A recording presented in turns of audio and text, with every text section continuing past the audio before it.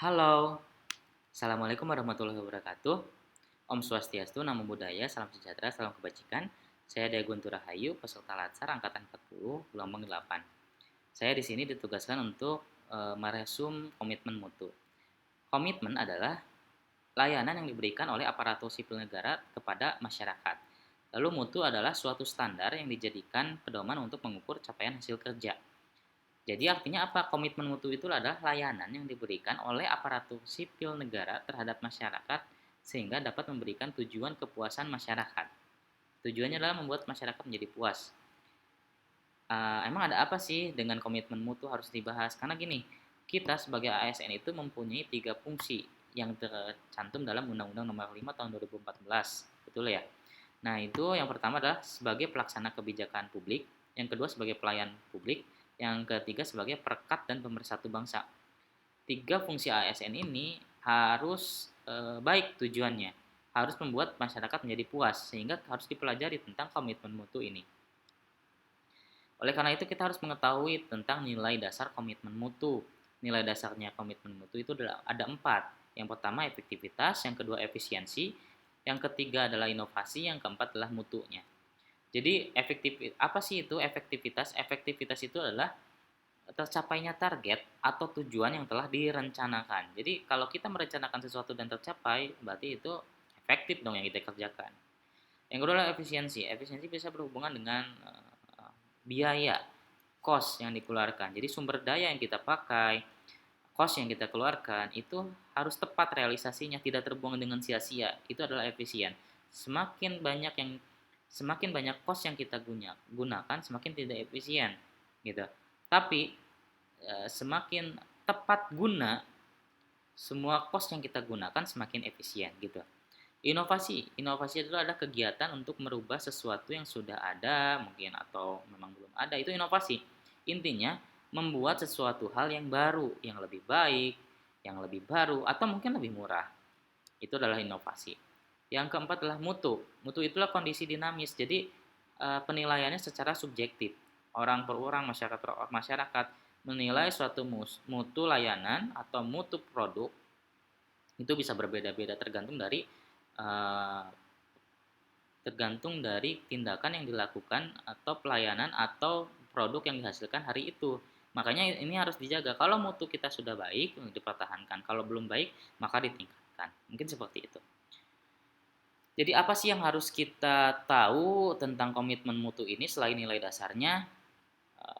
Ada 7 hal manajemen total terpadu atau total quality management yang dapat dicapai dengan cara berfokus pada pelanggan, obsesi pada mutu, pendekatan ilmiah, komitmen jangka panjang, kerjasama tim, perbaikan secara berkesinambungan, dan pendidikan kilat, penambah wawasan.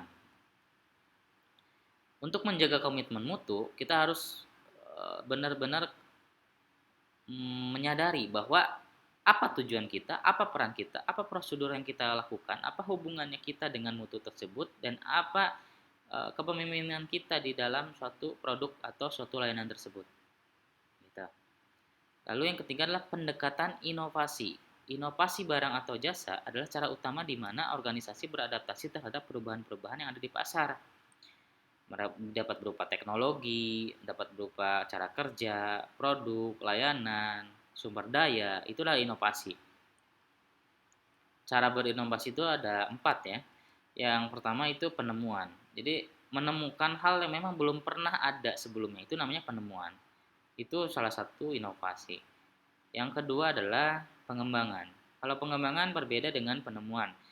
Ketika suatu barang sudah ada, tapi kita ingin mengembangkan barang tersebut menjadi lebih berfungsi dari sebelumnya, lebih banyak fungsinya, lebih banyak yang digunakan, lebih efektif, lebih efisien. Nah, itu adalah pengembangan. Yang ketiga, duplikasi. Duplikasi itu sebetulnya adalah meniru barang yang sudah ada. Berbeda dengan pengembangan ya. Kalau pengembangan kan barangnya sudah ada tapi kita modifikasi. Nah, kalau duplikasi itu meniru banget barang yang sudah ada tapi dia merubah komposisi atau menambah komposisi tapi fungsi masih sama gitu. Yang yang tujuannya adalah untuk bersaing di masyarakat gitu, sehingga duplikasi ini menghasilkan produk yang jauh lebih murah dibandingkan produk aslinya. Itu mungkin seperti duplikasi. Yang keempat, dengan cara sintesis. Sintesis itu cara perpaduan konsep dan faktor-faktor yang sudah ada menjadi formulasi baru. Proses ini meliputi pengambilan sejumlah ide atau produk yang sudah ditemukan atau sudah terbentuk sehingga menjadi produk yang dapat diaplikasikan. Jadi ini perpaduan antara yang belum ada dengan yang sudah ada, gitu kan. Itu adalah sintesis. Kesimpulannya, aktualisasi nilai dasar komitmen mutu dalam pelaksanaan tugas aparatur sipil negara akan mendorong terciptanya budaya kerja unggul yang dapat menumbuhkan keberanian untuk menampilkan kreativitas dan inovasi. Dengan demikian, pergeseran orientasi kerja diarahkan untuk memotivasi aparatur sipil negara mengubah mindset menuju layanan bermutu. Jadi, apa sih yang sudah kita kerjakan? Apa sih hasil yang sudah dirasakan oleh masyarakat dari tindakan kita, dari produk yang kita hasilkan? Nah, itu. Kewajiban aparatur sipil negara adalah memberikan layanan publik yang adil dan bermutu untuk menjaga kepercayaan masyarakat terhadap pemerintah. Jadi ujung-ujungnya nanti ketika aparatur sipil negara itu dapat membuat kepuasan kepada masyarakat, masyarakat akan puas terhadap pemerintah. Secara tidak langsung seperti itu. Mungkin sekian untuk video kali ini. Terima kasih atas perhatiannya. Mohon maaf jika ada salah kata. Wassalamualaikum warahmatullahi wabarakatuh.